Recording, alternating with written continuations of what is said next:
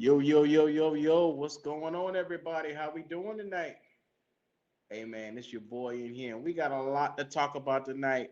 Your boy is in here because, it's thug life in Carolina, man. I just had to put it out there for anybody who was wondering.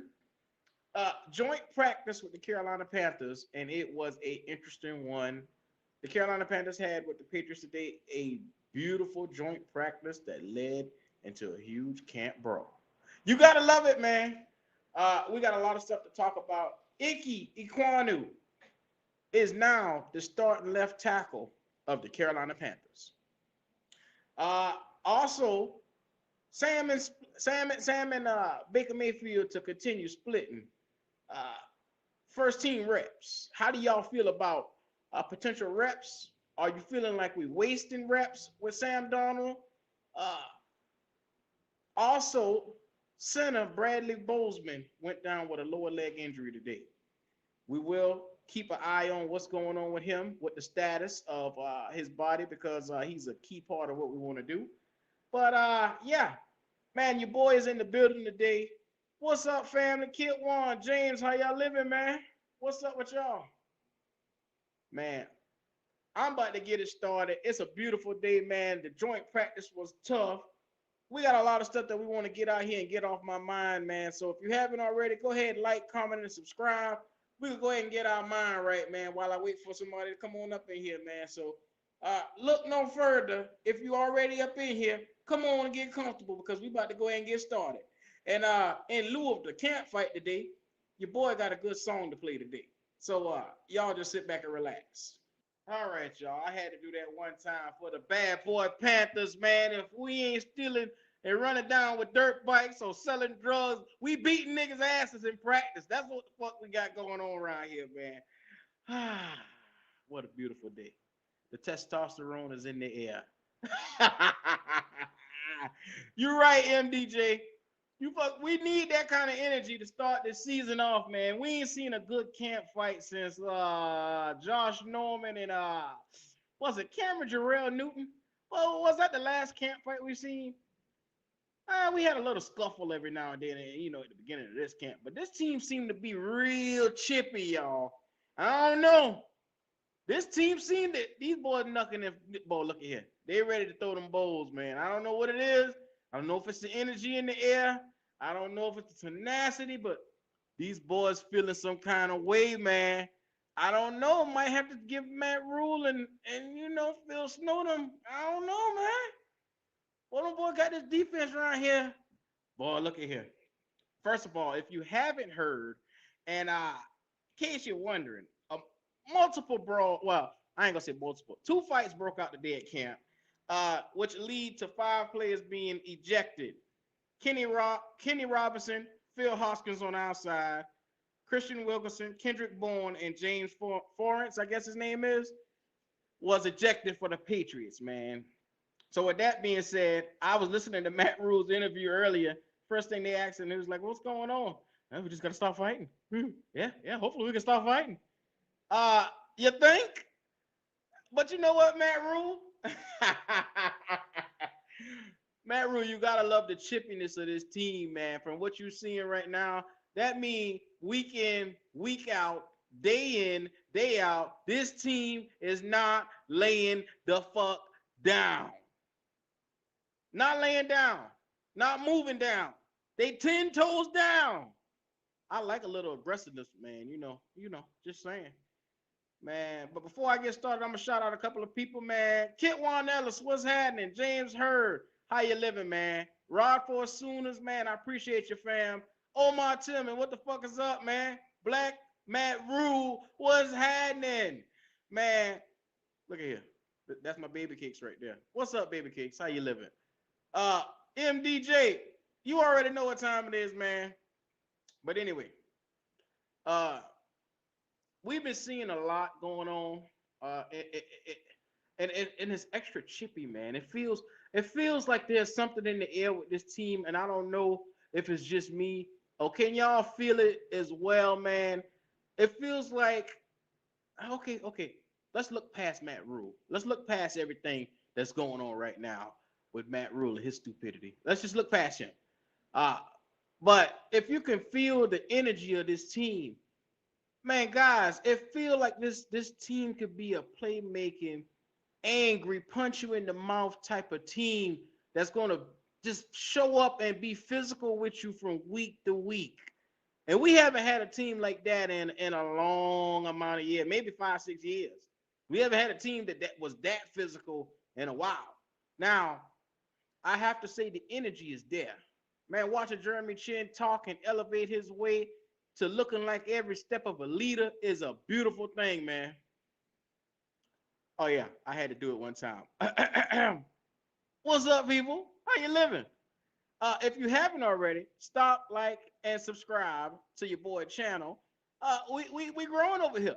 But yeah, back to what I was saying about your boy Jeremy Chin. I'm loving what I'm seeing from him. He's standing up. I'm talking real tall. He's looking like the leader of this defense, as he should. I'm loving what I'm seeing from Xavier Woods in that back. And I always like to start off with the defense before I start off with anything, because to me, I gotta see, these niggas fly around and hit somebody. Hit somebody, damn it. Man, that's right. Tell Matt Rhule to get out the crowd if he's scared. Dimitri, what's happening? Man, I'm telling you, man, I love everything, every bit of energy that this defense is bringing to this team. You're right, Omar Tillman. Defense does win championships, man. A lot of people think that just because it's a passing league, you don't have to have a defense that's good enough to compete. Yes, you do. Your defense need to be just as good enough not to give up a big one in a big moment. So defense matters. And this defense is growing on me by the day. More and more I see it, man. Like watching Brian Burns and Derek Browns and Ianitis. I was saying before that those guys were going to be nice, but I was always questioning who was going to be on that opposite side. And I'm starting to come around. I had this talk with Waves last night. I'm starting to come around and say, bruh, Amari Barno's sitting right there. Bruh, he's sitting right there. Marquise Haynes is sitting right there. These boys look like they done improved from last year to this year. Not talking about Barno. Barno was a rookie, but I'm talking about Marquise Haynes. But I'm just saying, with the production that you could possibly get out those two fellas, the two of them could possibly make one good defensive end. If you know what I'm saying. If you can break down the ratios with me, 2 + 2 equals hopefully some sacks. But I say that to say, the more and more I watch these little young fellas fly around, the more I go back, and I've been watching this preseason game over and over, because I'm one of those cats, man. I like to take time and just look and look. And even though Marquise Haynes didn't play, I'm looking at him, and I'm inserting stuff that he's doing around in camp, and I'm trying to see how he would fit in, because my mind is always over there trying to figure stuff like that out, man. And I have to say, to think with him, Barno, and you could put a couple other guys like Nixon and all those guys in the rotation, but mainstays will be those two guys. We might have something on this defensive line, which to me, that and this linebacking core, which I came back out last week and said this linebacking core is not as bad as we thought it was. Man, Lou Vu, with his chanting ass got me very excited. I don't know what it is, man. I wasn't really keen on Lou Vu. I was saying that he was a rotational piece, but the more and more he show up in practice, the more and more he show up and make plays, the more and more, and I say, okay, there's a possibility this nigga could be something, man. And you pair him with young Brandon Smith flying around, hitting niggas, hitting everything that move. Now he just got to be careful and tone that down and really learn technique, so that way he don't go and miss tackles in the open field, because he did miss a couple in that preseason game, but he need to fine tune that, man. I'm excited about what Brandon Smith could be. I'm excited about Louvu. Now Damian Wilson ain't not happening. You say love the defense, but the O-line is the question. Man, brother, I'm gonna get to the offensive line, because there's a lot of shit that gotta go down. But Bradley Bozeman. Yeah, you're right. Black Matt Rhule, he was carted off. we are definitely in trouble at the center position. Yeah, a position that was very strong. Now this is the shit that I was talking about before. Everybody was talking about how Bradley Bozeman was struggling beating Pat Elfline out. Well, now we gonna fucking see what it looked like with Elfline a bust.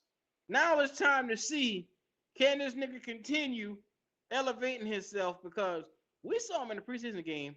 Elfline was getting pushed back. Boy, look at him. Niggas was having their way with Elfline. But it is what it is. Him and Jordan, like I told you, got no business starting. Uh, I gotta see what we can do. Because maybe, and maybe we might need to move some of these niggas around on this line to see what we got, man. Because Sam Tecklenburg ain't gonna do it. He's a good young piece, but right now, week one, going in against that line for Cleveland, nah, we can't do that, bro. We can't start that. We got the next 2 weeks to try to figure something out at center. And if you ask me, I think there's a very valuable option, a viable option sitting right there on our team. The nigga name is Cade Mays. He played center before, you know. This nigga could be one of the most versatile pieces that we have on this team. Now, it's just a thought. Cade Mays could be a guy that we plug in there at center to help along, because I know they like Bozeman. But Bozeman need to really plant himself over at guard, man. We need him at that left guard position. If you tried out Ike Ekwonu, which ding ding ding ding ding ding ding ding, Matt Rhule made Ike Ekwonu left tackle today, just in case you missed it. Yeah, Matt Rhule made Ike Ekwonu start left tackle, and I'm gonna get into how I really feel.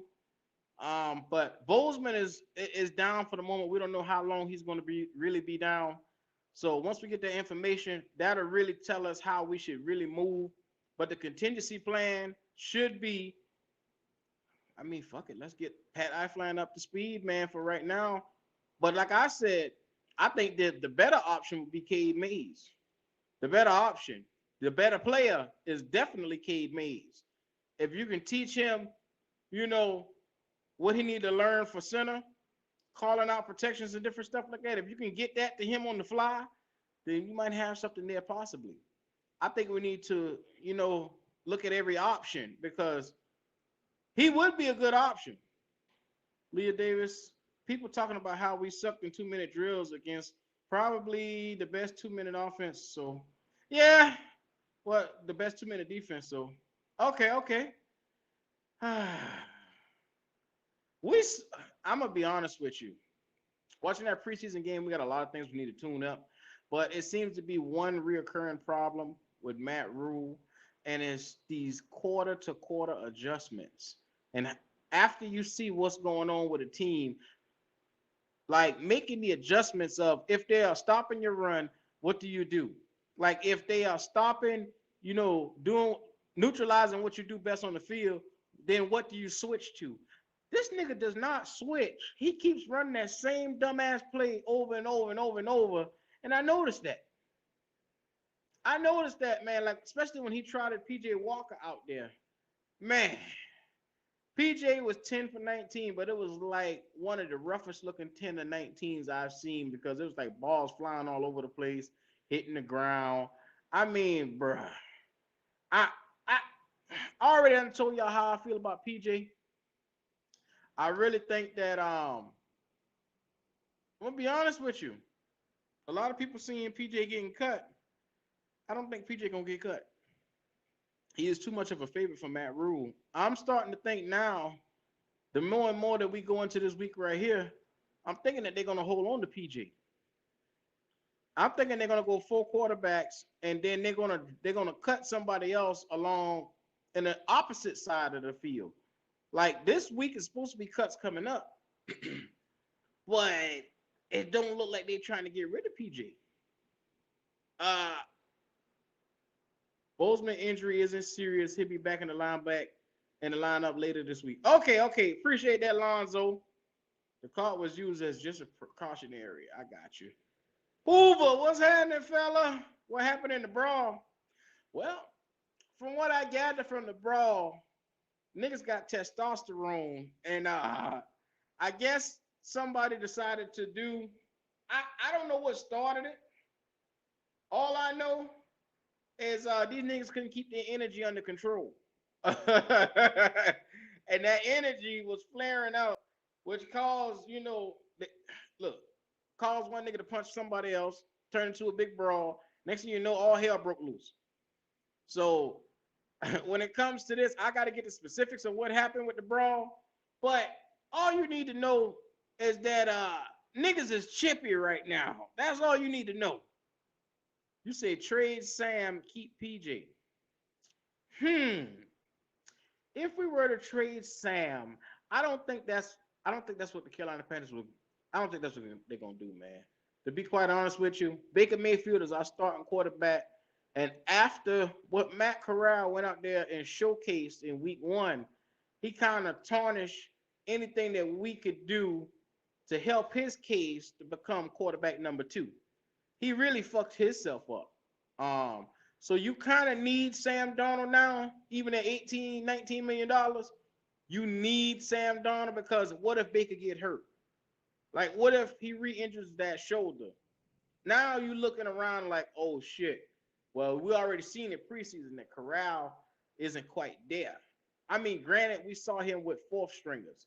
I think he's all right. I think he's fine. I think that possibly if you put him on out with the ones, he'll look a lot better.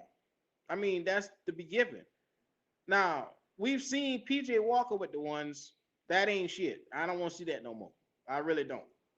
But if you cut PJ and then you try to trade Sam or something like that, that ain't gonna work. Your best bet is to keep Sam Donald because after this year, you don't owe him shit. Can't keep four quarterbacks. Well, it wouldn't be the first time we did it. Don't be surprised. They may use this. They may use another area of the team and keep because look at all those receivers we got. Might be an odd man out of receiver. I mean, we got a lot of different positions where they say, okay, well, we'll take a chance cutting somebody over here. And you never know. They might feel like they want to keep the quarterback insurance. Who knows? Matt Rhule has done so much stupid shit. I can't sit here and to begin to fathom what the fuck he is thinking. Because he's one of those crazy ass cats. But yeah, I think he did do that to, Corral to quiet the fan base. Basically, he said, okay, y'all want him? He's the golden boy. I'll put his ass out there. And I'm going to put him out there with little lackluster talent. And the fuckers that I put him out there with, I'm going to cut the next day. So basically, that's what you got with him. You got a guy, and Matt Corral. Now, granted, Matt Corral did all he could to really make that last drive look real decent. Even though it was trashy, it was horrible. He got his helmet ripped off. He was getting pressured every snap. He did what he had to do to get our asses down that field to get that fucking field goal. So, with that being said, even with fourth stringers, he found a way to push his will and get it done. You got to give the man a little bit of credit for that. You got to give him some credit for that, man. It wasn't Corral fault. It was that fourth string on line. I'm really leaning towards that because, like I said, you give Corral a better situation. You put him out there with the twos or the threes. I guarantee you get a different outlook of what Corral could possibly be. Now, hold on. He wasn't struggling against the fours, but you got to understand. Y'all remember last year how bad Sam Darnold looked as soon as we hiked the ball because we had Cam Irvin, Michael Jordan, Dennis Daly, and all those guys out there. Them niggas four stringers. They four stringers. So basically, that's exactly what what Matt Corral looked like in preseason one. That's exactly what Sam Darnold looked like last year. Just saying. I'm just saying. But yeah, you're right. The penalty did save his ass. Now, what you also got to understand, Matt Corral should have waited. He should, because from what we understood, he was on the sideline really giving it to Matt Rhule because he wanted to get into the game. if you a young buck in this situation, you sit and you wait, and when your number is called, you just be fucking ready. Whether it's this game or the next game, you sit the fuck back and you be ready. You don't sit here and you huff and puff, then you get in that game. I don't give a damn if it's with the fifth stringers. If they call my name, y'all remember, and I know this is a different sport, but y'all remember when Jimmy Butler in Minnesota took the practice squad and went and ran it on the ones like nothing to it? Come on, man. Come on, man. Man, in that moment, that was the moment for Matt Corral to say, okay, yeah, these people around me ain't shit, but watch me. That was his moment to capitalize, and he really shrunk in the moment. But I said it was a lot it was a lot of factors that really got him to that moment. So you got to understand he is going to struggle when he has no chance to even look in the backfield, because as soon as the ball is hiked, they own his ass. He didn't have a chance to do nothing. I mean, you can clearly see when they rip his helmet off. I mean, I'm like, this man fighting for his life out there, bruh. And then it's not even close. That's what led to most of them niggas getting cut, because they wasn't shit. But I'm gonna tell you right now, I don't think y'all should feed too much into that whole Matt Corral showing, because, like I said, it's empty calories, man. You can't judge this man off of that. And I think that going forward, I would like to see him this week against the Patriots. Oh, before I forget, if you haven't already, me and Unc and the fellas will be doing a live watch party. The fee is $10. $10 to come fuck with us. Hey, man. Live watch party Friday night, 7 p.m. You gotta come. You gotta see what's going on, because yeah, it's a hell of a damn thing to be in there with us when we watching this fucking game, man. If you don't know it, your boy Q is hell in the middle of a game. So you got to come rock with me. Hey, all you got to do is cash at me or Unc, and we will make sure that you make it. I will put the link to the Discord in here. Eventually, some point in time, make sure that you join the Discord. That's your entryway of getting into the locked private room that we have for this. Because, like I said, I enjoy each and every interaction that I have with you guys, and so I would love to watch the game with you. Come on and kick it with me so we can watch the game. And while you're watching the game, if you want to go ahead and slide to BUSR, you can do a little bit of prop betting. I'm letting you know right now. Whoa, look at here. Prop betting is the way to go. Free play up to $1,000. Keep finding TV constituents out there. We got a promo code, and the promo code is Sports100FP, man. So you can go there and bet now, or you can wait till Friday and go there and bet. But anyway it go, you need to go there and bet. Rock with your boy, because all season I'm gonna be on BUSR. Yeah, we got to make that happen. But if you haven't already and you're in here right now, stop, like, and subscribe.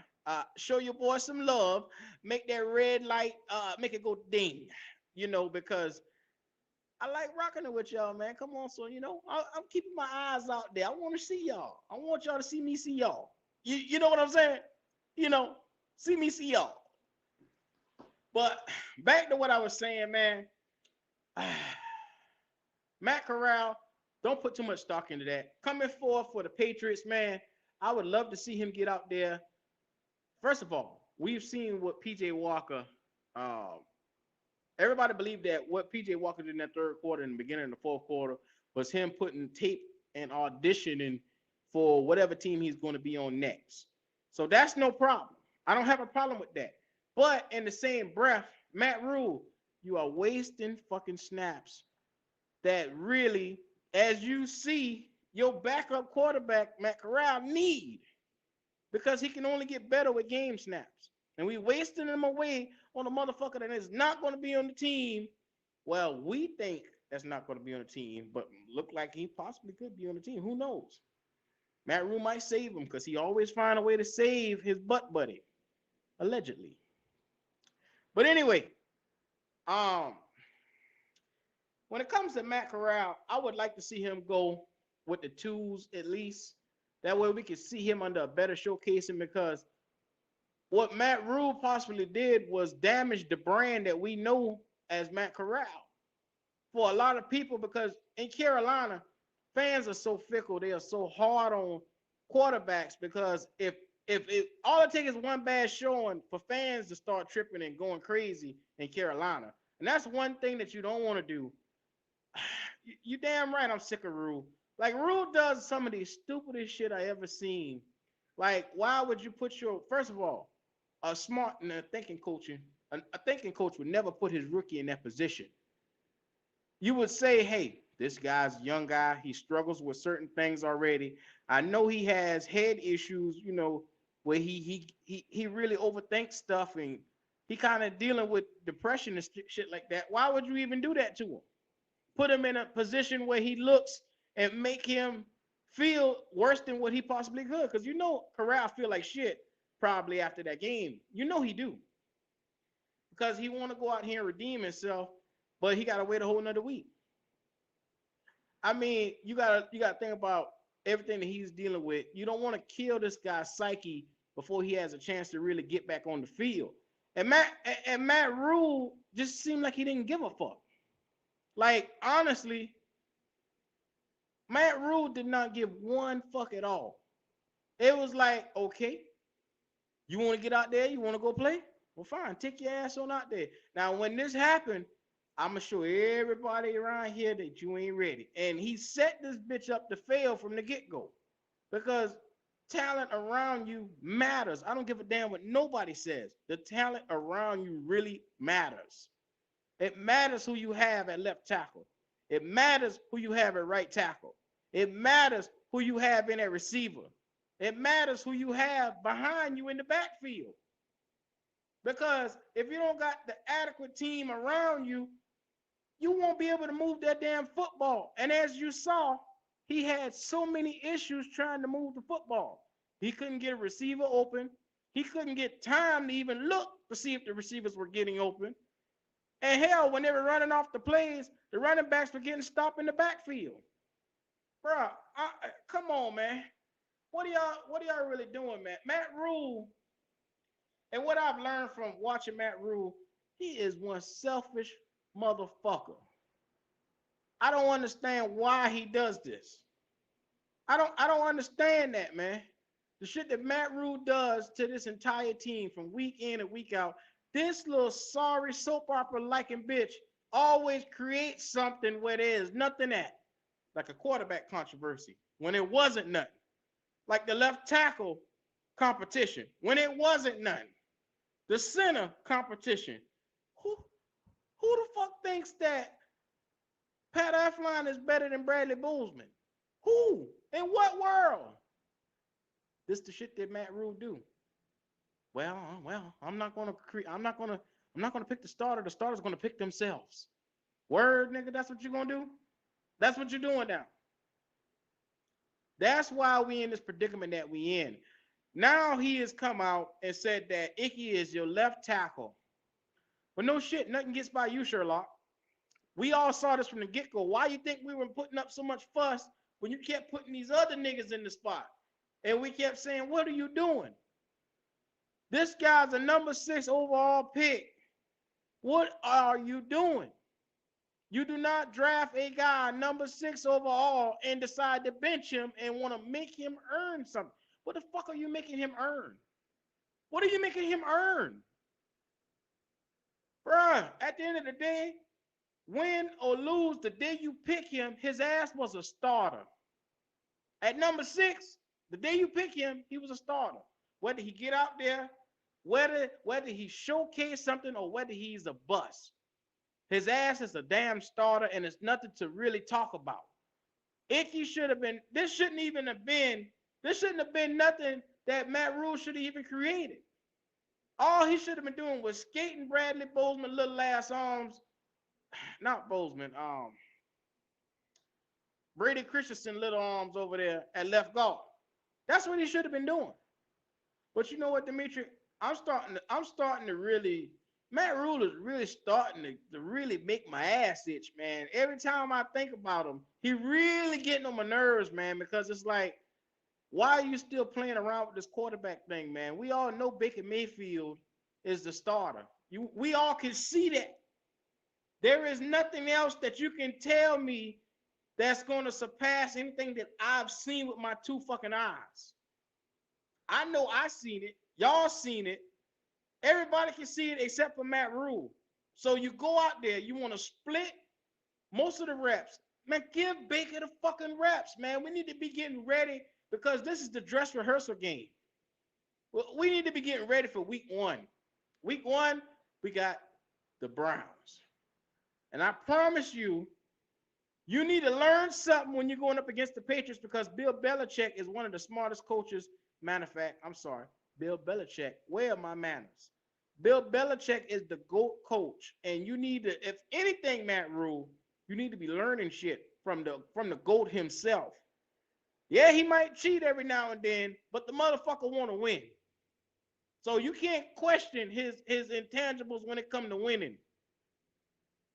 Now, one thing that I don't get is Matt Rhule can be a good coach if he just learned to shut the fuck up. I don't understand it. He'll get out here, go in these interviews, and when he get in front of that podium, it's like this bitch mind just checks straight out. And he'll go out there and start talking at the side of his ass. Oh, well, Icky, we just wanted to make him earn. Earn what, motherfucker? What are you talking about? What are you making him earn? Pat Elflein is out there. He claims he's out playing Bradley Bozeman. Well, motherfucker, I tell you what, this controversy you done caused, we're going to see now if Bozeman can bounce back with this injury because, like I said, they don't claim that it was a big injury. You know, they claim it was something small. But in the event that this motherfucker can't play, you better bet your sweet ass that Pat Elflein better have his shit together. Because if not, that shit we saw in that preseason week game 1 ain't going to be shit compared to what's going to happen to him when Jadeveon Clowney and Myles Garrett get on his ass. Now, I know good and well y'all don't think Myles Garrett won't have his way with Pat Elflein coming through. If they hit a stunt on that boy and they hit that DT stunt and come around in that middle and push him through, they're going right through him. They're going right through him. So all I'm trying to do is first of all, I'm trying to push the narrative of Matt Rhule has to be better. Matt Rhule has to coach better. Matt Rhule also has to be a smarter coach because, like I said, looking at what we've done in the past, all last year, we had one problem with Matt Rhule. And everybody knows third quarter adjustments was one of the biggest problems we had last year, where the first 2 quarters we would come out ready, and then the last 2 quarters we would lay a fucking egg. Now, this will determine this year, can Matt Rhule win games when they are close? Because as you've seen, this was a preseason game. I don't like to put too much stock in the preseason, but he almost gave up this fucking game to the Washington Commodores. Bruh, I went to the fucking bathroom. It was 20-6. I went to the bathroom and I shake, came back. It was 20-13. I went and I got a cup of tea and I came back. Motherfucker was 20-20. I mean, goddamn. I look around before I realized that the game was already back. All I can remember was Shinobi saying, Shinobi texted me and said, Will, bro, check this out, bro. Look at this right here. Q, what happened right here? This score is getting out of hand. And I said, Shinobi, no, it ain't, man. It's 20-6, man. I just turned my head for like 2 seconds.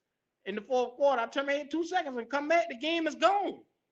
So this is what I'm talking about. Matt Rhule, you have to find, if you don't do anything, you need to be walking with Belichick as this motherfucker go to the bathroom. You need to be standing right there trying to learn some better adjustments. That's what the hell you need to do.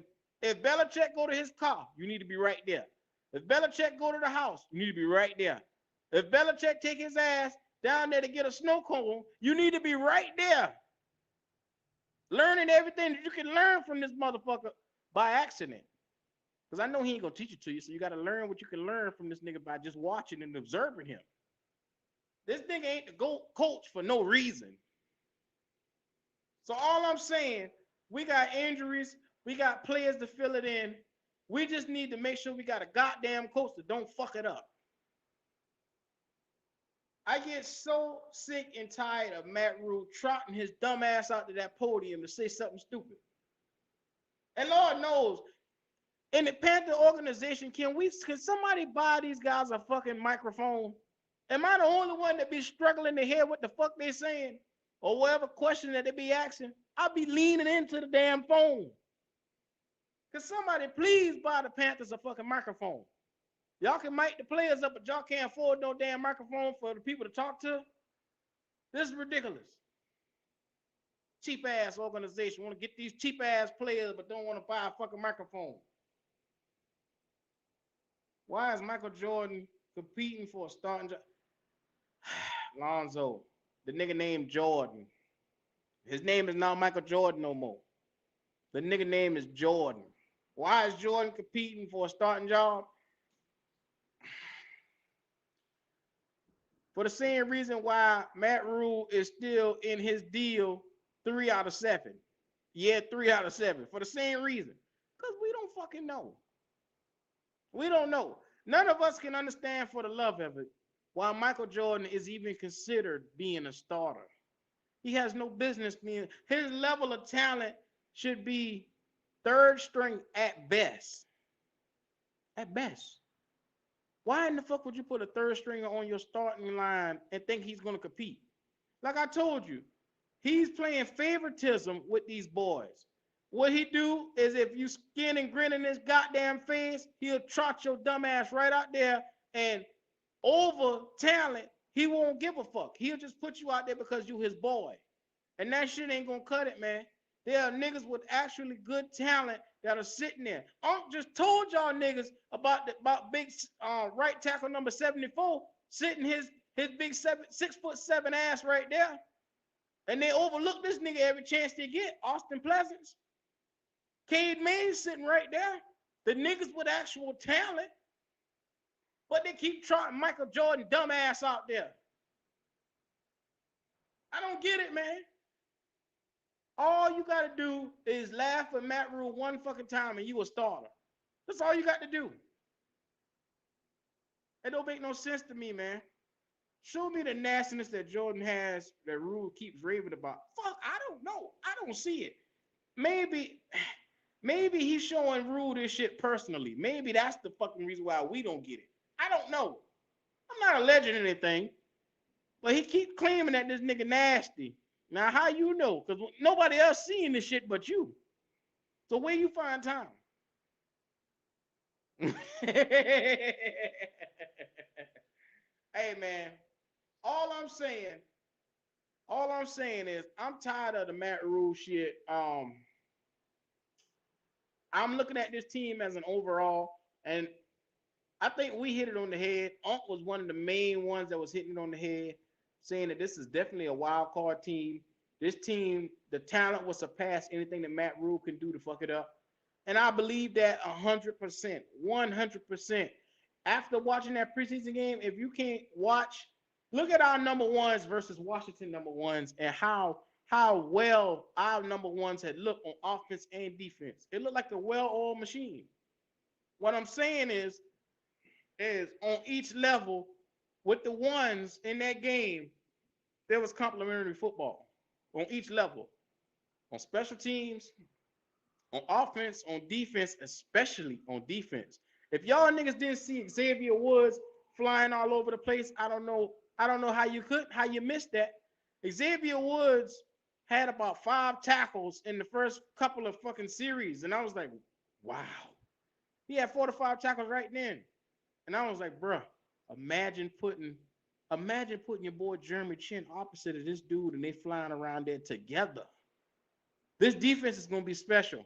I've said this before, coming into this week with this mixed practice with the Patriots, what you should be focusing on is how well this defense can look against Mac Jones and this offense.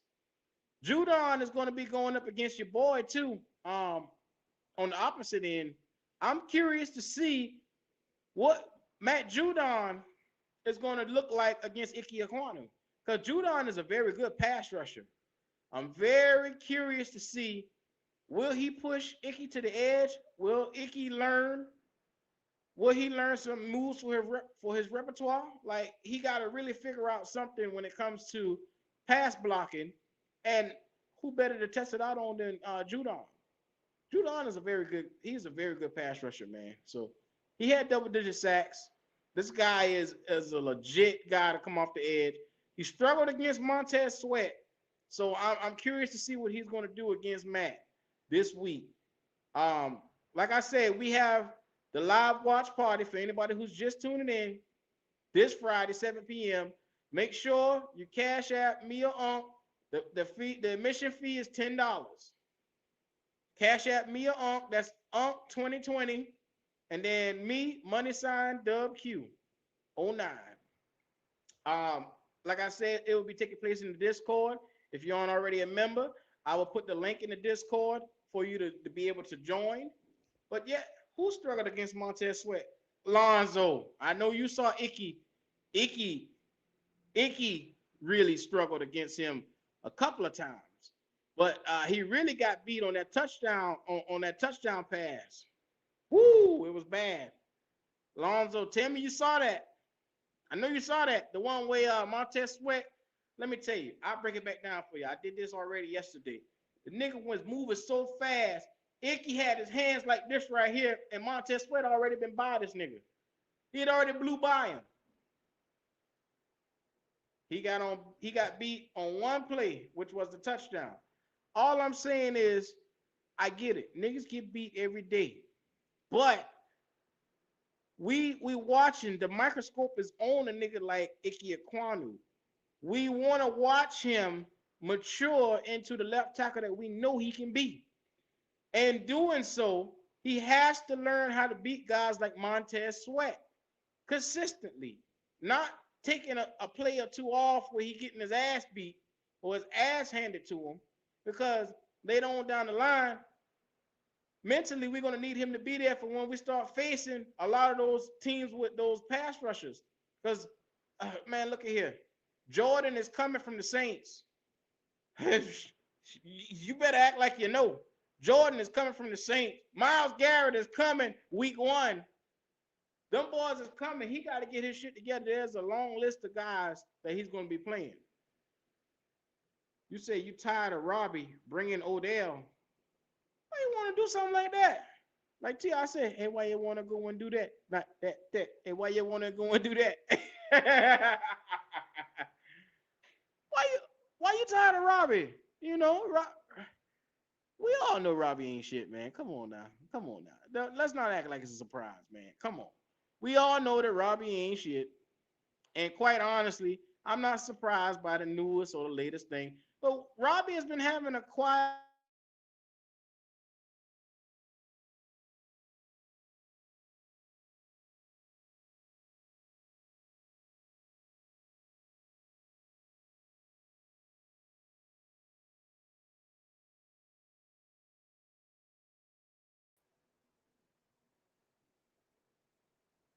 Y'all can hear me? Y'all can hear me? I think I hit something just now. That's why you should be playing around with stuff. Like I was saying though, Robbie was having a quiet, good camp. So I don't want to mess with a guy like Robbie. Let him be great, because I don't think Odell Beckham is going to make us better. Plus, we got to wait for him to finish and nurse his injury.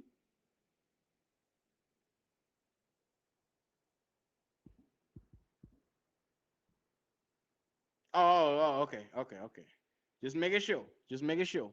Yeah, I kind of press a button on while I was looking around, and it happens. It happens. It happens to the best of us, but it's all right. But like I was saying, I don't think Odell Beckham is the answer. Um, because like I said, we're gonna have to wait for him.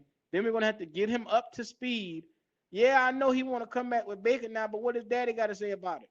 You know, his daddy been the problem, but been the reason why him and Baker split up in the first place. Your daddy couldn't keep him out yet. So how that gonna work? If he come to Carolina, is his daddy gonna shut the hell up? Is that gonna happen? Come on, man. I ain't got time to play with Odell Beckham. No, he daddy. You can go on somewhere. You can go and get the hell on. It's all right though. It's all right.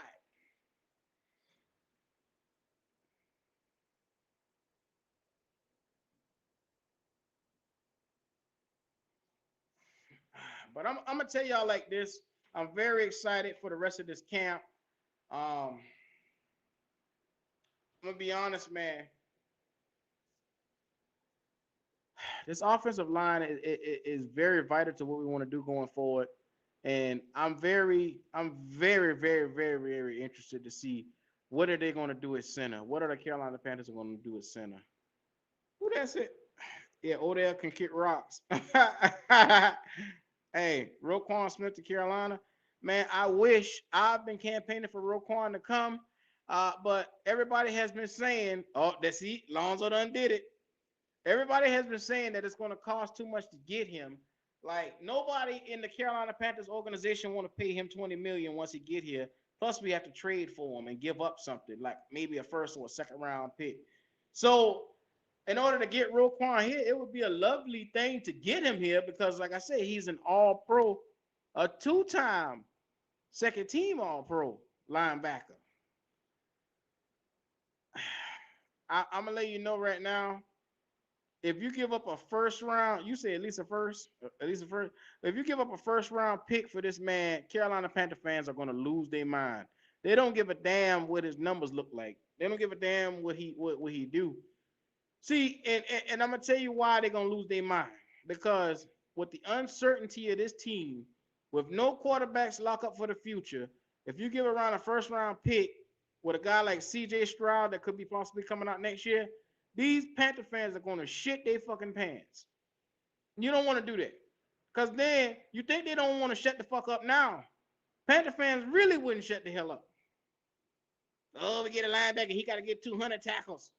Oh, we went to spend all that for that linebacker. He better make all pro for the next 10 years. Crazy motherfuckers, man. They don't want to pay the price for that, man. He's gonna be too expensive. Because like I said, they don't want to pay $20 million for nobody. They don't even want to pay $20 million for a fucking quarterback. Let alone, you think they're gonna pay $20 million for a goddamn linebacker? Man, no. These boys cheap. Duck Queens, I am with you. But these boys, these motherfuckers here in Carolina, they cheap as hell. They don't want to pay no money for no damn linebacker. I did an entire show for Roquan Smith, and you should have heard the crying that came out about that one. So I'm leaving that one alone. Yeah, I'm leaving that one alone. We do need a linebacker. We just have to find somebody else cheaper. Cause yeah, niggas don't want to pay that kind of money for Roquan because it would make too much sense. But I mean, they don't want to do it. But anyway, back to this training camp. Is there anybody that you expect to shine this week in training camp? I'm asking you guys right now, is there anybody that you guys have on your radar to step up and shine in the second week of training camp? I think on my radar, I want to see a little bit more from Shi Smith. I'm curious to see because in the short time that we saw him this past week, he was electrifying. But I need to see more. I need to see can he do this on a consistent basis from week to week. So a guy like Shi Smith, I need to see more, man. Yo, what's happening, Blade? I need to see more from Shi Smith. And then I need to see more from Brandon Smith, man. I don't know what it is about the Smiths. These Smith boys, we need to see more from them. Unc, you want to see more from Bono? Man, look at here. I'm curious to see, man, Bono might be a sneaky guy to come in and start for us, man. I hate to say it, this motherfucker might be a starter. That's just what I'm looking at and seeing from him. He might be a starter. He just might be. I'm under the impression, because if you look at it, YGM is a guy, he has to step up and produce. But in the event that he doesn't, you got a defensive end that's running a 4-3. This nigga running a 4-3 as a defensive end. You got niggas that running. Look at DK Metcalf can barely run a fucking 4-3. And you got a guy on defense that can outrun DK Metcalf. I'm just telling you, you want to know a freakish athlete, Metcalf is one, and they run the same speed. This guy at defense can come in. If he can put the tools together, this nigga could be a monster, man. He could be a monster. But I'm telling you right now, it's gonna take time for him to get like his skill sets, his finesse game together. We need somebody. I, I'm intrigued by this nigga named Bono, man. I'm very intrigued, man. You're right, I'm letting you know right now. I like that pick that you put up there. Him and Shaw Smith are two guys that could be breakaway standouts on this team. In the right way, if they are developed correctly, they could be dangerous. They could be stars. Barno could be our next pass rusher because I don't really see YGM as that guy. I think YGM, with all the injuries and everything that he has had, will be a rotational piece. So I don't put much stock or faith into YGM simply because the nigga's never available, man. I mean, what's the best? Like, being available is what we need on our team. And we got niggas already bandaged up already. So what good are you? You damn right, Lonzo. We do need more depth in the defensive end room, man. I said we should have went out and signed somebody for the veteran minimum, but they don't want to spend no fucking money. So never mind that. My eyes and ears are off of that. So fuck that. We're gonna just, keep our eyes on what we got in here. And I ain't gonna lie. After watching these guys in that live watch party, I've very much so said that the talent has gotten a lot better from last year to this year on this defensive line. And I could see why Scott Fitterer, after, everybody in Panther Nation was saying we need another sign. We need another sign in that DN. Scott Fitterer said, I think we got good talent right here. And I'm starting to open my eyes to seeing, okay, he may have a point. He absolutely may have a point. We do have some talent, but it's untapped potential. And can Matt Rhule make the most of this untapped potential? I trust Phil Snow. Phil Snow will get out there and work with them boys. I trust Phil Snow completely. I don't trust fucking Matt Rhule. Wouldn't trust the bitch if he was in front of me with my eyes wide open. I wouldn't trust him.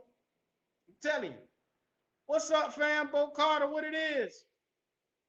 Man, I'm telling y'all right now, if you in here and you haven't already, go ahead and hit that like button. Subscribe to the channel. Show your boy some love, man. I'm up here. I'm climbing 200 right around the motherfucking corner. Your boy right there. Hey, it's been a fast ride, man, and we got here real quick. So I'm just on the way up. We trending upward, man. I'm loving what I'm seeing, man. Hey, I can't wait for the watch party too either, man. You already know what time it is. I'm gonna be stupid come Friday night. No work, no have to get up, not have to get up Saturday morning. Your boy gonna be on them drinks. I'm gonna be good. Panther football, y'all already know what time it is, man. South Carolina again. Horn and Smith, man, look at him. J.C. Horn is another guy that's flown under the radar that I'm very excited about. I don't talk about him enough, but because he is such a secure guy, I really don't shine a light on him like I should, because we know he got the foot injury, but even with the foot injury, he don't really worry me that much, because I'm sitting here saying, bro, this shit be all right. He'll bounce back from that shit. But when he is on the field, this nigga is a lockdown at that cornerback position. Now, I always said I wanted to see a guy like Keith Taylor take that other position, because I want to see those two on the field. Keith Taylor's a tall motherfucker, just in case y'all didn't know it. He's like 6'4" for a cornerback. Bruh, you can't teach that kind of size. I'm talking about J.C. Horn 6'1", this guy 6'4". We can really put those two guys out there, and it could be something interesting to see. It could be something real interesting to see. So I'm under the impression, as Horn goes, this team will probably go on defense. And I'm just saying that. Horn is a very key, because you see last year with this guy, as we went last year, literally, as he went, we went. When he went down, we went down. I hate to say it. You think he is allowed 2 catches and one-on-one coverage? And all seriousness, yeah. Man, look at here. Look at here. Horn is going to be a dog, man. We already know it. And he stepped up as a leader. Like, watch, I told you, man, I watched him and Jeremy Chin just walk around there. Them boys, like, literally giving off auras that's really unmatched on this team, man. Like J.C. Horn, I saw the Camp Confidential video where he was just sitting in his car talking, and everything he was saying was like just slapping me in the face. I was like, damn, nigga, yes. That's what I wanted to hear from him. Because we all doubt at one time, okay, what's going on with his foot? Is his foot gonna be all right? Will he be able to come out and play? And he basically saying, hey, yeah, I'm ready to get back in. I'm ready to be a dog again, man. Y'all forgot I had last year off, and I'm coming back with a vengeance. This cat is gonna be here, man, all day long. The only thing that concerns me about this Carolina Panthers team is Matt fucking Rhule. That's all it is. That's the only thing that concerns me, because anything positive that, and I used to say this about Sam Darnold, anything positive that anything positive that the team would do, Sam Darnold would erase it negatively. Well, it look like now, anything positive that this team do, Matt Rhule could be negatively erasing some of the stuff that happens. But it's okay. In spite of him, no matter how buffoonish he may seem, we're going to win in spite of him, because just like that preseason game, in spite of Matt Rhule going out there sabotaging the fucking rookie, trying to prove a point, the guy still was able to get us within reach to win the game. That's what I'm talking about, man. You have to rise above the situation that you're in. And I applaud Matt Corral for just putting himself and putting the team in position to win that game. Because if it was left up to your dumbass coach, we would have lost that game. He didn't seem like he gave a fuck. But you know what? It's all right. You said J.C. Horn has shut down almost every receiver I've seen so far in camp. Yes, sir. Yes, sir. You already know it. Man, you know what? Facts cue the entire management temper too, but Rhule actually helped build a talented squad. Bo Carter, I want to say that this motherfucker was by mistake, or maybe the fact of he realized his ass is actually on the line this year. Matt Rhule got in one of those interviews, and the first thing Matt Rhule said is, "Yeah, well, we spent the first 2 years, trying to build this thing, and now I feel like we can really, really take it from here this year and try to get out there and compete a little bit." Well, I'll be damned. After 2 years of getting our ass beat, now you want to compete. I got you, Matt Rhule. I got you. Was it for those plenties he wouldn't want? Man, look at here. Man, look at here. If you would have first of all, I'm going to let y'all know, that goddamn game shouldn't have been in that position from the start. When you start off winning the game 20-6, and it's clearly a blowout, you don't turn around and then cough the game up the way that you do. The way that they coughed that game up, it shouldn't have been allowed. Shouldn't have been. But once again, this is Matt Rhule. This is what I'm talking about with this cat. When it comes to third quarter adjustments, I don't know what the fuck. I don't know if he just be sipping Hennessy in the locker room, or if he just be, I don't know what the fuck he be doing. Like he be balancing his taxes in there instead of worrying about these players. I don't know. Whatever he doing clearly isn't working. Guys, can y'all please tell me what y'all think Matt Rhule be doing in the third quarter, bro? Like, I mean, halftime, he don't make no adjustments, and he always trot out there with the same game plan. Like, if you're in the middle of a game and you see something is not working, you have to switch out into something else. You have to have multiple strategies together just in case the defense neutralizes this or the offense isn't working with that. Why am I able to get this, but fucking Matt Rhule is not able to get this? Why is that? What is so hard about making a goddamn adjustment? Bruh, they take away the run game, figure some shit out. It's not that hard, Matt Rhule. Put the fucking donuts down. The dumbass.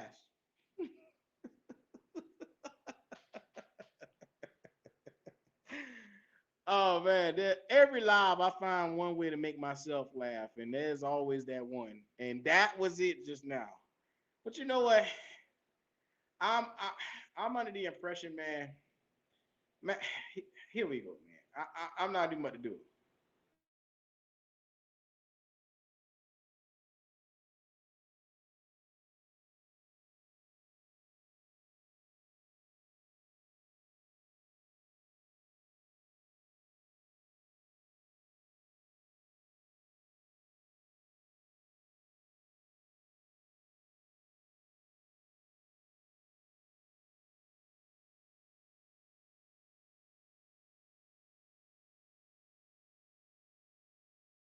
I don't know. I keep doing that, guys. I keep hitting the wrong button, man. See, that's how you know you're doing too damn much, but it's the Matt Rhule effect, man. It's the Matt Rhule effect. He keeps doing this to me. Don't laugh, man. Don't laugh at me.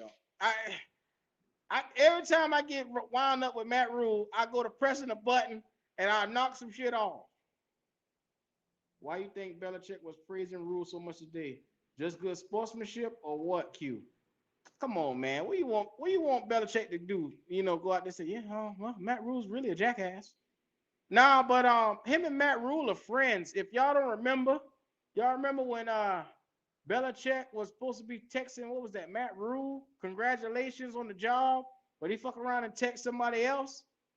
Him and Matt Rhule are really close friends. He liked Matt Rhule for some strange reason. I don't know what he see in this guy. But yeah, he truly is showing real good sportsmanship with Matt Rhule. I think he really genuinely likes the guy. Only compliment was Matt Rhule likes football.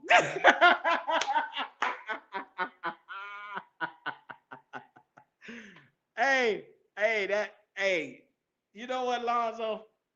That's Belichick for you. You know he don't talk. You know he don't talk, man. That cat he's an interesting cat, man. I'm letting you know right now. If I had Belichick as my coach, man, I would be sitting there dying because this cat is pure D crazy. When I say he crazy, bro. Hey, man, shout out to my nigga Waves, man. What's happening? You already see it. Life is just a Waves podcast. If y'all haven't already, go to my homie Waves channel, like, comment, and subscribe, and show your boy some love. Show your boy some love, man. I'm telling you right now, I sat there and Waves went on the other night, and it was a beautiful thing, man. We sat there and talked college football, and I really enjoyed myself, man. Me knowing my dumb ass had to get up early for work, I sat right there and enjoyed myself. He was basically acting like Rhule, a development guru or something. Man, you know what, bruh? Maybe niggas just ain't giving Matt Rhule his credit on his football mentee, man. Maybe he might know more than we don't know. Maybe he telling Belichick some shit that we just don't fucking see. Maybe he do. I'm not getting it. I don't see what these niggas see in fucking Matt Rhule. I just don't get it. To me, he is the ultimate jackass. But hey, it is what it is. Matt is daydreaming in the third quarter about what we're gonna do to win. I don't know what the fuck he's doing, but he really need to realize, bruh, third quarter adjustments are a part of the game. You need to really get your shit together when it comes to coming in and out of the third quarter because we can't keep laying eggs in this third quarter like we've been doing because your ass is gonna fucking lose. Your ass is gonna fucking lose if nothing else, man. That's right. Shout out to my nigga Waves, man. Y'all, hey, if you're watching this, go ahead and look for him right there. You see his name. Life is just a Waves podcast. You see him right there? Life is just a Waves podcast. Go ahead, like, comment, and subscribe to his channel as well. Like I said, man, we are doing a live watch party come Friday night, 7 p.m. Your boy Waves is going to be in the building. Dub Q is going to be in the building. Aunt 2020 will be in the building, man. All of Keep On the TV podcast fam and the Panthers Uncensored fam is going to be in the building, man. So if y'all like watching the game and y'all like that shit turned up, y'all know what the fuck to do, man. Come on and pull up. Admission is $10. So make sure you hit me or Unc.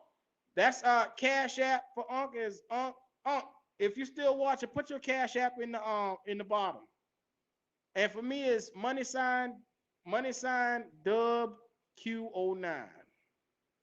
So we need to go ahead and start getting that list together for everybody who plan on kicking it with us. Come Friday night, we're gonna keep the admission open all the way to 7.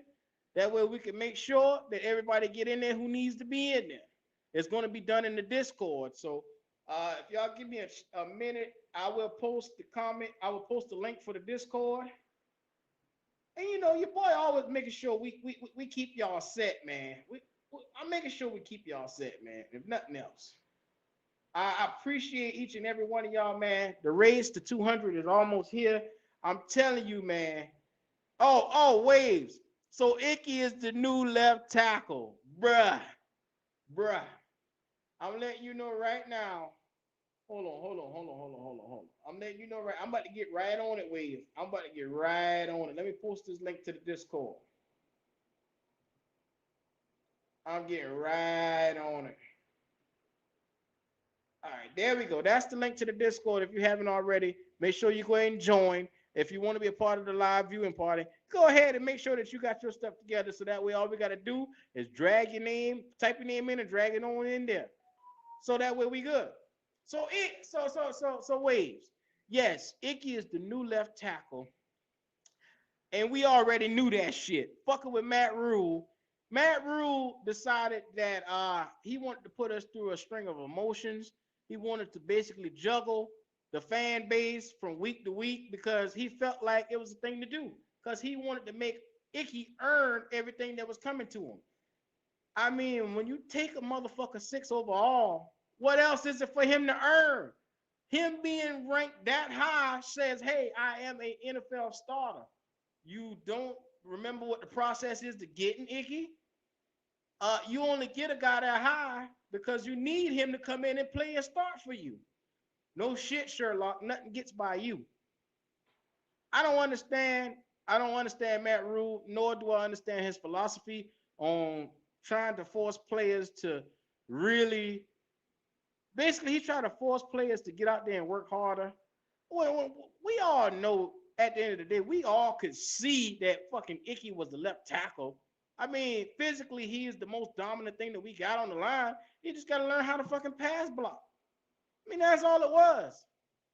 So now, all of a sudden, going in the week, going this week, he's our guy. I mean, like I said, we got Matt Judon coming up, and Judon is going to be a real good, a good test, a good litmus test for him, man. We get to see how well he match up because we didn't see what he was against Montez Sweat. So I'm curious to see how he match up against Judon. Icky got needs. He needs some work. I think he's going to be straight. Not this year, though. You don't think he's going to be straight this year? I think, man, the worry that we have with Icky, I don't think you need to concern yourself, man. I think once he gets started and get in the game speed, I think everything is going to come. Because as he go, he's going to learn on the fly. He's going to sit there and as he meet pass rushers, as he meet them the first couple of weeks, he's going to sit here and say, okay, this works for this guy. Okay, that works for that guy. Just start piecing and putting shit together. And before you know it, he'll have his own little skill set of what he can do against pass rushers. So as a rookie, he's going through the learning curve phase. All this is going to be getting him prepared as he go forward. So I'm not worried about Icky. I think he has the mindset. He has the skill set to do it. I just think that he needs people to really give him the confidence to get it done, man. I think that's what he's lacking in. He's lacking in the confidence, man. I really think he's going to be okay. I don't think that this is a guy that y'all should worry about. Unless he just go out there and looks abysmal, then you should worry. But at this point right now, I think this guy just has to learn how to put it all together. That's all it is. Heard he did well against Judon in practice. Hey, that's what I tell you, man. Different strokes for different folks. Like maybe Montez Sweat was just doing something that he couldn't figure out, even though granted there was only one play. But it caused everybody to say, okay, hold on. Oh, Icky, what you doing? This was on national TV. We saw this. Come on now. You're right, Bo Carter. Icky is going to be straight, man. He just need to make sure, like I was getting ready to say, them hips and them feet, need to make sure they stay fluent, man. He need to make sure as guys come around him, he just practice. I don't know what's good for a tackle, man. Getting them out there, look, boxing. Whatever he might need to do in his training regimen to get better, he need to really look into doing something that's going to physically help him. And I think boxing might be something that could help him, man. So I don't know, but I'm intrigued to see it. I'm here for it. Man, like I said, we had so much going on today with the splitting of the reps with the quarterbacks, Bradley Bozeman going out with the leg injury. We're trying to figure out, like, what's the answer going to be at center. We also had, the brawl at practice. And, there's a lot of other stuff I wanted to get to. because we had a lot of good takeaways.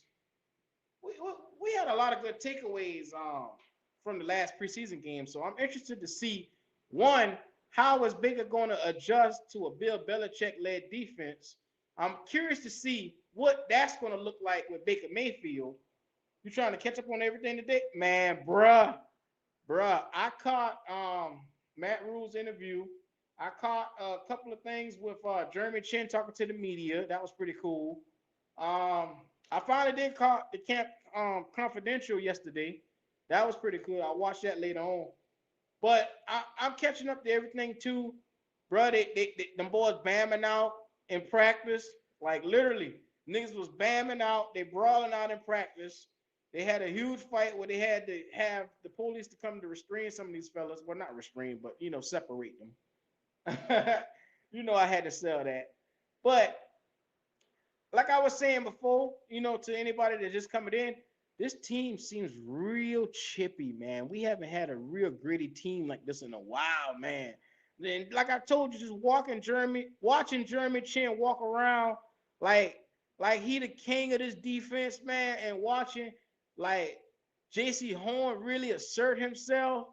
Watching these fellas walk around, they got a kind of different feel, man. These niggas chippy this year, man. And I like everything about it, man, because this defense is going to be, like I said, Brandon Smith, he was laying them hits to them niggas too. Now, he did miss a tackle, but he was laying hits, man. He hit somebody on special teams one time. I was like, oh, shit, who was that? Hey, man, you love the scuffle? Hey, man, I love the scuffle too, man, because sometimes niggas need that attitude adjustment, man. You might need to punch somebody in the throat every now and then. A little quick elbow to the throat. That's all I'm saying, man. At this point in time, this team is reminiscent. Well, no, that's too far to say. Because if I say that, y'all niggas act like I said something worse. I'm not gonna say that. But it is reminiscent. The energy of the team is reminiscent to that 2015 team we had now. The energy wise, not the talent, but the energy of how chippy these niggas is and how they quick to fight and how they quick to jump up on you and how they quick to lay your ass out. Bro, I love every bit of it, man. Like I told y'all before, these defensive ends are better than I thought they were. Amari Barno, he might be a quality starter, man. I thought he was just a rotational piece, but going back and putting the eye lenses on him again, bro might be a starter, man. Barno, I'm liking what I see from him. We might be able to pair him with Brian Burns versus pairing YGM. I don't know, man. He's a young fella, but you can't teach 4-3. I don't give a damn what you say. You can't teach a 4-3. Until we prove we can stop the run, it's all bullshit. Classic man, that you? Shit, I thought of the classic man. Until we prove we can stop the run, brother. Kyrie Jones, did you watch the preseason game? Did you notice how improved this defensive front was? Did you notice that Washington rarely could get off some runs, and they had a really good running back. And he couldn't get anything going. He had one good run. And I was like, oh shit. I thought he was gonna be running it down our throat the whole time, but nah. Bruh, you gotta wait and give it some time. I'm telling you, looking at this team, everything around the board is gonna be improved, man. I hate to say his name, but Derek Brown is there. Ioannidis is there. Louvu and them boys looking good at linebacker too, man. I'm here to say this run defense is gonna be much improved. There was a lot of players involved in that scuffle. Yeah, it was 5 players. Kenny Robinson, Phil Hoskins on our side, Creighton Wilkinson, Kendrick Bourne, and James Forrence. I mean, a bunch of nobodies. And the way how I feel about it, safety Kenny Robinson got to be fucking careful out there trying to bam out with niggas when you're trying to make a fucking team. What you need to understand is that shit to get you cut quicker than it will keeping you on this damn roster. So when you a nigga fighting for a spot, you got to chill. You can't just be going out doing stupid shit. Now, granted, it could have been something that would cause, a nigga to really snap off like that. And hey, I get it. At the end of the day, we all men out here. You don't let nobody test you like that, nor do you let nobody push you to their limit. But I'm just saying, bro, you trying to get a fucking roster spot, man, bro. You a no name. Kenny Robinson is a fucking no name. You gotta relax. You can't believe this motherfucker still on the team and he out here bamming with niggas. You see? You see? He's the third string, maybe fourth string backup at safety that we got. Let that sink in for you. Because Miles Hartfield has came in and pushed that nigga to the back. Xavier Woods has pushed that nigga to the back. So he really competing for air right now. This nigga gasping for air.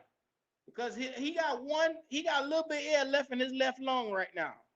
He gasping. And what he just did is he might have just got himself cut. Because I'm telling you, they got to do another trim down at this week right here.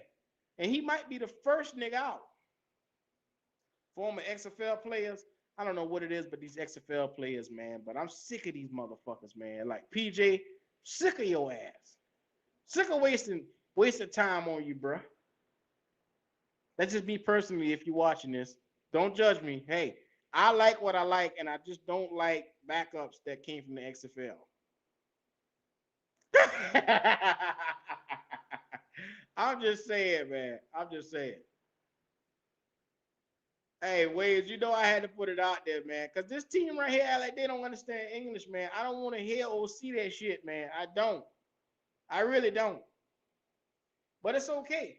Because, like I told you, for this game coming up with the Patriots, we must see, one, this defense gotta see. I want to see how this defense stacks up against the offense with Mac Jones. That's one. I want to see also how well can Baker Mayfield carve this defense up, led by your boy Belichick. This is a Belichick-led defense. I want to see if Baker can carve this defensive up. If he can carve this defensive backfield up, we might really have something in Carolina with Baker Mayfield. And then also, I want to see Matt Corral really redeem himself this week. Can he redeem himself if he get a chance to go back out there? Can he look better? Or will he look the same as he looked last week, which was not worth a shit? But we need to see, can he really redeem himself to see what we got? Because I want to know how far along is his learning curve. Is it really he had a bad game last week, or do this nigga really, really, really, really, really need a fucking year or two? That's what we need to know with Matt Corral.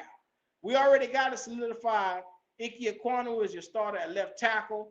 Bradley Bozeman just went down at center, so we need to figure out what's the deal with Pat Elflein. Will he be starting there, or do we merge a nigga like Cade Mays over there? I think, and my personal opinion, like I told y'all before, a nigga like Cade Mays is very versatile.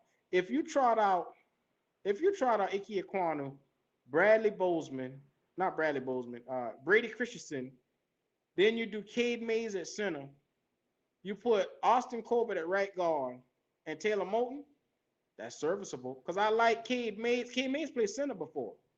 I like him a lot better than Pat Elflein, and I like him a lot better than Sam Teckenberg. I'm just saying. I'm just being honest with you. I like him a lot better because he's more versatile and he's a mauler. This nigga will put you on your ass. PJ reps should have been at Matt Corral's. Yes, I agree. I agree, man. I think Darnold go come out solid. You think Darnold will come out solid? Waves. When it comes to Sam Darnold, we done seen this replay over and over for 4 years straight. And every year it just keep getting worse. Like, bro, I'm tired of seeing Darnold. Yeah, I get it. Unc said it earlier. Sam Darnold has not done anything wrong. To me, the motherfucker just ain't did anything right.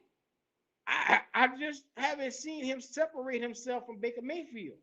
It just ain't happened. So therefore, if you can't separate yourself amongst the two quarterbacks, then goddamn it, what you going to do? And I keep seeing the media Motherfuckers like Shannon Sharp and all those cats keep saying that Sam Darnold is going to start week 1 over Baker Mayfield. Fuck you. That shit is not happening. Letting you know now. You know he trash, but he need film. Every rep Walker takes is like -1 point for Corral. Hey, Duck Queens, hey, I like that. I like that. Matt Corral look like he can walk on water with them big ass feet. Oh man, come on, more worship. Don't do it like that. Bruh, y'all wild in this chat, man. Y'all here. What's in that cup, my boy? A little bit of scissor rock. Scissor rock. Just a little bit, you know. A little bit of that scissor rock. Yeah.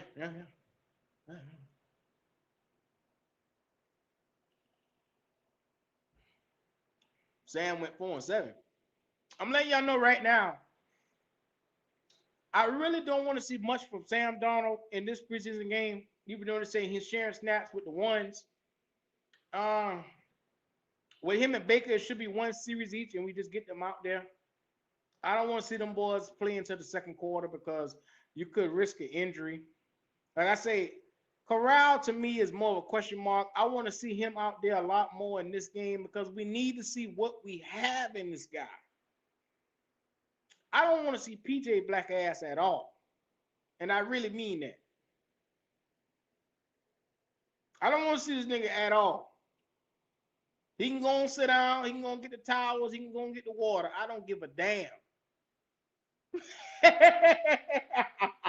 He can go sit. He can go try this black ass over there and sit down. I don't want to see it.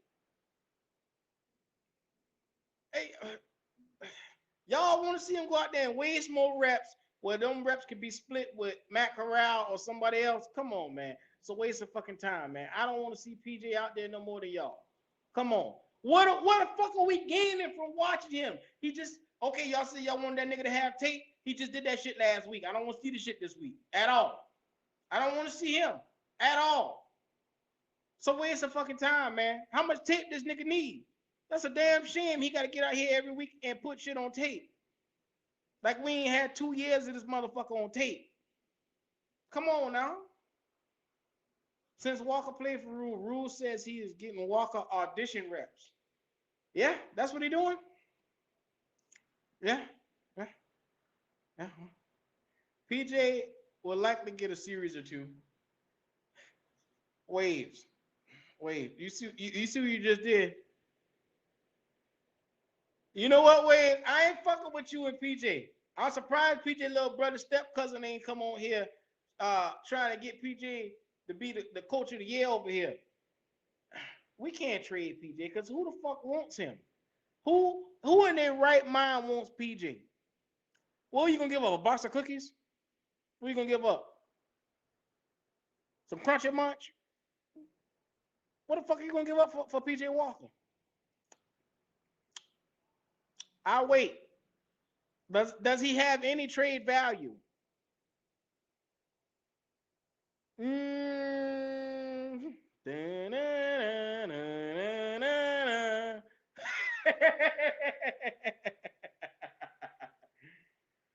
Man, PJ Walker got about as much of a trade value as Sam Darnold do right now, which ain't shit.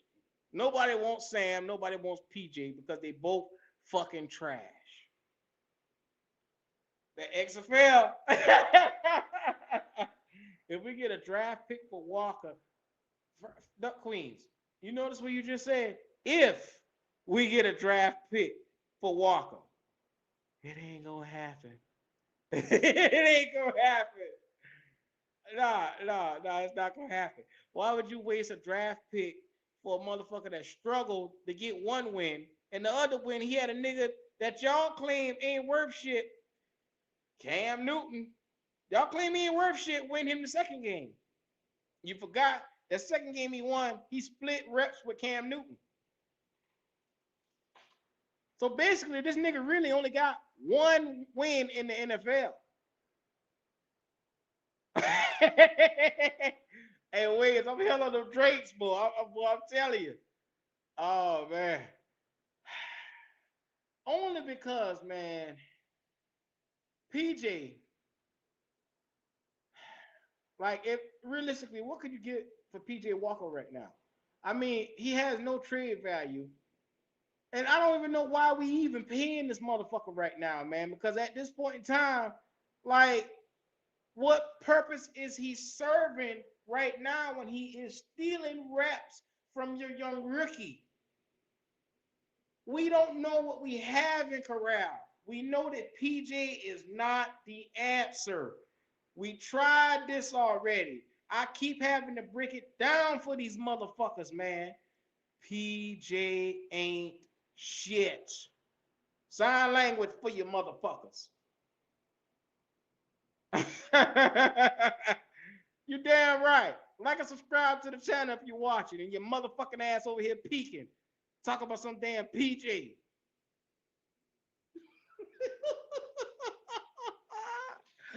Hey, and if you haven't already, you see it. Life is Just a Waves podcast. Go over there and show that nigga some love, man. God damn it.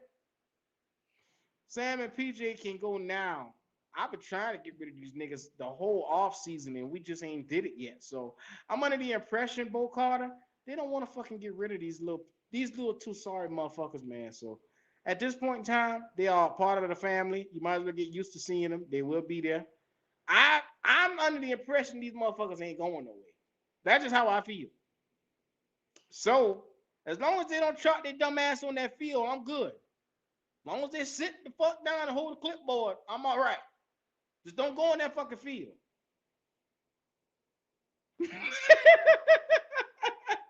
What tight end can we get? Bruh, I mean, I'm telling you right now, tight end seems to be a position that we can't keep somebody at because Tommy Tremble, Josh Babicks got hurt. You think tight end and linebacker need help? I'm gonna tell you right now, yes, those are two areas, positions of need that we need right now. But it looks like once again, Scott Fitterer is not gonna open up the fucking wallet to try to give this team what they need. So you better get used to these dollar store rentals. Who we go pick up from the first wave of cuts? I have no idea yet, Waves. I haven't even checked into that yet. I don't think we got anybody yet. And if it is, it's a dollar store rental. You know how we do. We're not gonna get nobody important. But as far as for linebacker, I think Giovanni Ricci has been doing pretty good so far. You know, the fullback that we turned into a tight end, Giovanni Ricci. I'm under the impression we are so thin at tight end now. We need him to try to come in and try to compete. And Richie isn't bad. Richie, whatever the fuck his name is. We need to keep that long cornerback for practice squad. Yeah, well, Bo Carter. Right now, the practice squad is going to be a little full because we got a lot of trash that we're trying to get rid of. Presumably, quarterbacks, because what they're going to do is they're going to cut PJ and then put him on the fucking practice squad. Watch. Just watch. Just watch what happens.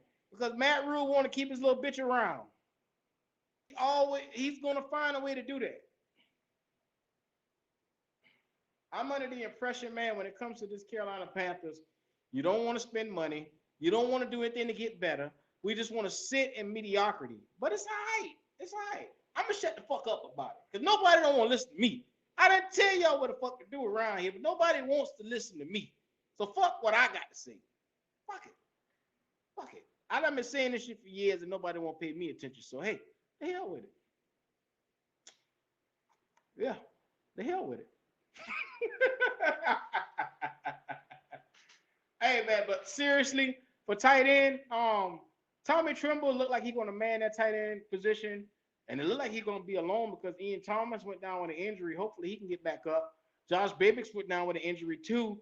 That's the 6'6" guy that I've been telling everybody about for the longest that nobody really noticed until the 6'6" guys start catching passes. And they was like, damn, who that 6'6" guy that's out there catching passes? I've been mentioning this motherfucker for how many months now? Hey, Josh Babicks.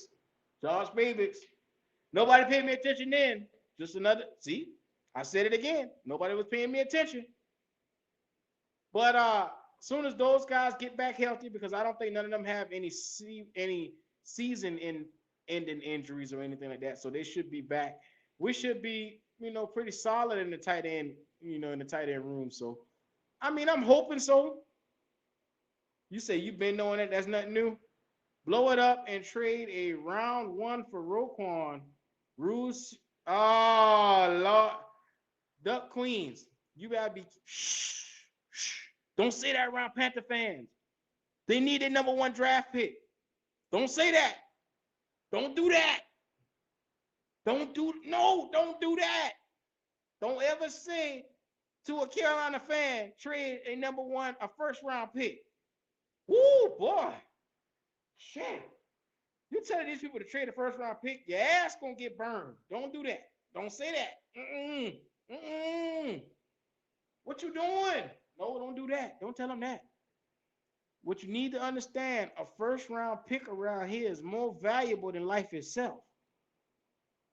Because one, we don't want to fucking pay the players once they achieve elite status. We would rather watch them go to another team and become an all-pro.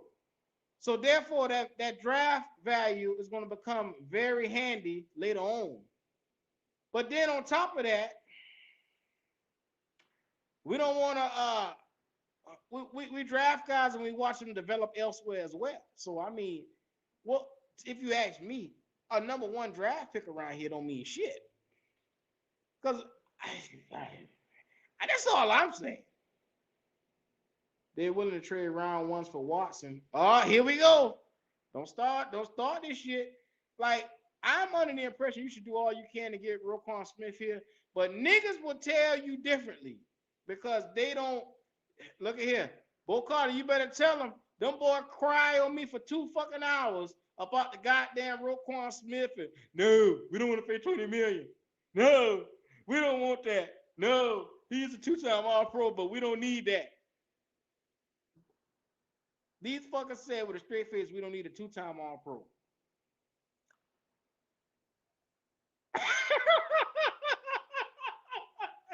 So, hey, Duck Queens, shh, don't say that shit out loud. No, don't say that. No. When it comes to first round picks, do not pass go. Do not collect $200. Leave that shit alone. Shh. Waves, don't start this shit up. Them boys start crying again. I don't want to hear that shit. Them boys will start crying. When I tell you them boys whine, when I say, hey, we need to give up a second round pick or either a first round pick and go get Roquan Smith and then re-sign him to a $20 million deal. No, we don't want to do that. No, why would we do that? Why would we do that? We got all this young talent on the team. You do realize as young talent, they still have to develop. You don't know what they are, but this guy's a proven commodity. He's already a 2-time All-Pro. That's all I was saying. This motherfucker, and then I went so far as to pull up his numbers, and his numbers rivaled the great Luke Kuechly. His numbers rivaled the great Luke Kuechly. And even after I read his numbers out, motherfucker said, damn, Luke had that? Him and Luke had the same numbers? Well, we still don't need them. That's what they said. Motherfucker cry their black ass off. So I ain't getting started with Roquan Smith up in here tonight, boy. Them bitches crazy when it comes to Roquan. They don't want to pay no money. They don't want to get a linebacker. Look, if it'll quiet these niggas up, I don't give a fuck about linebacker. Leave that shit alone. I don't give a damn who they get. Let them keep the motherfucker they got, which is nobody. Let them keep that shit. Rhule should hold out until they trade for Roquan. No, I ain't fucking with you. Duck Queens, you trying to get me shot tonight. That's what you trying to do. You trying to get me shot. I ain't fucking with you. You trouble. You trouble. These boys over here, like I told you, first round picks over here are gold. I'm not fucking with you. You gonna get me in some shit. You gonna have them boys start watching my show.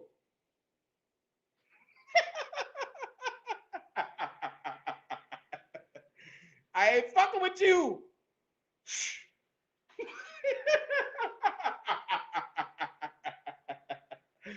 Hey, man, I love you guys in the chat, man. Y'all hell tonight, bro. Y'all hell. I'm telling y'all right now, that Roquan Smith is a no touch. Do not fucking touch him. I want him so bad, but you will never hear me advocate for Roquan Smith on this channel no more.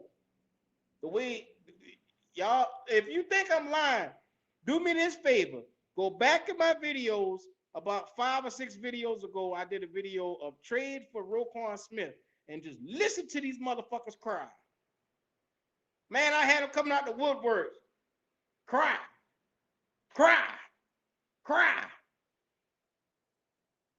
I'm telling you, y'all don't want to. Let it go. Let it go.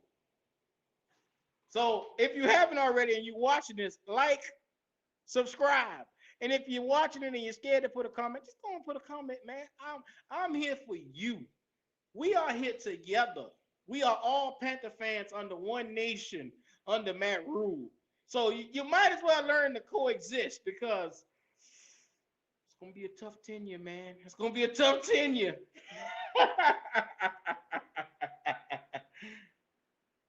Exactly. Kendall was the only nigga with sense that day.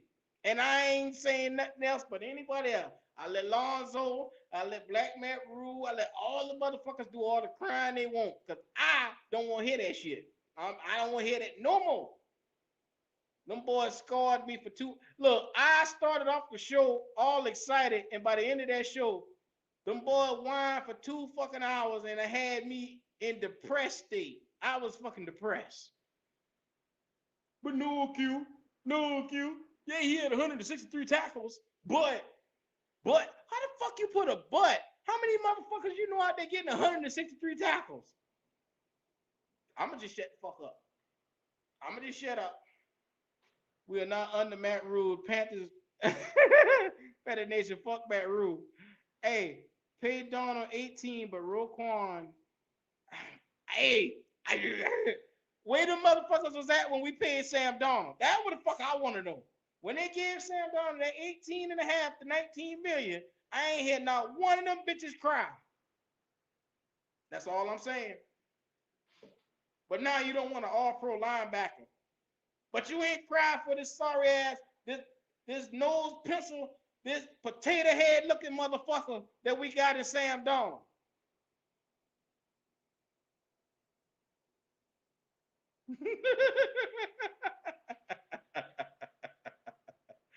Hey man, if y'all haven't already, make sure you join the live party. It's going to be hella entertaining. Your boy Q will be in the building. 7 p.m. I'm telling y'all, I will be in the fucking building, and it's going to be a treat to see. Fuck with your boy, because I'm letting you know right now, I am hell when I'm watching a football game, man. So come on, man, rock with your boy. Roquan 25, please bring him. Y'all back on this Roquan shit. Sam Donald forehead does not move. Just saying. All right, well, okay. All right, yeah. We getting sorry players now. Why not get D4? Oh my god. Bo Carter, you in the building this Friday? I appreciate you fucking with your boy, man. And if you watching and you need to know how to get there, I will put the link, which I'm doing right now, to the Discord. This is the Discord. You can go join the Discord. That way, when it's time to move in 7 or whatever time we start putting everybody in the private room, you will have yourself together. And yeah, you will pay for the link to the video, the Donald forehead moving. Oh my God.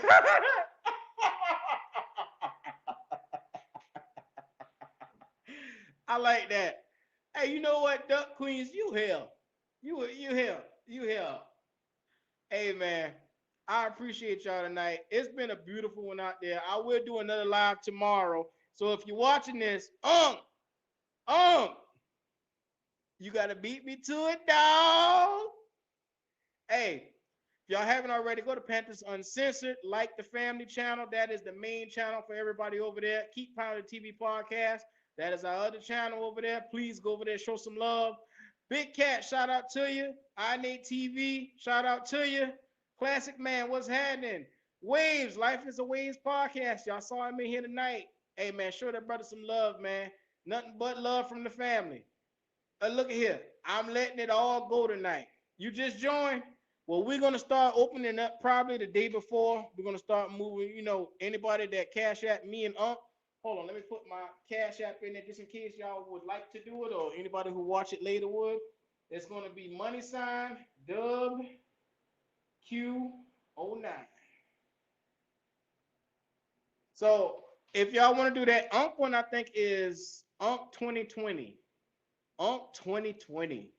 You can cash app him or me, one of us in there, and we'll make sure that you get in there. Hey, ask anybody who was in there last week. They had a hell of a time, man.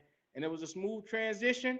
And I ain't gonna lie, I'm looking forward to it this week, man, because it makes watching Panther football that much greater when you're watching with fans, especially people you rock with, man. So I rock with all y'all on a nightly basis, man. So I want to rock with my family to watch the games, man. So look, the admission fee is only 10. Come on now. Come on now. Show your boy some love, man. Just show your boy some love. Hey, just in case you were wondering, the name is WQ, and I will be getting up out of here in a second, man. I appreciate all the love tonight, man. We're going to keep our hands and feet on all these niggas' necks around here. We will be keeping an eye on the Patriots this week. I will be coming tomorrow night with another live, probably all week up until we get there. And yeah, that's your boy Q, man. We about to get on up out of here, man. One love to everybody out here. I love all you guys. The race of 200 is here. Make sure you keep your eyes open. I will do another subscriber giveaway. So I'm going to probably try to give away my shirt for my channel. So rock with your boy.